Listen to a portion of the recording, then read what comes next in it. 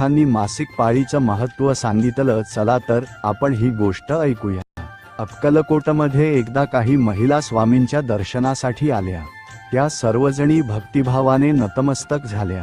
पण त्यांच्यातील एक स्त्री थोड्या अंतरावर उभी होती.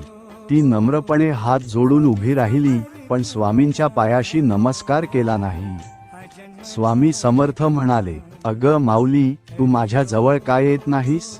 ती स्त्री लाजत म्हणाली, स्वामी, मला सध्या मासिक पाळी सुरू आहे, म्हणून मी तुमच्या जवळ आले नाही.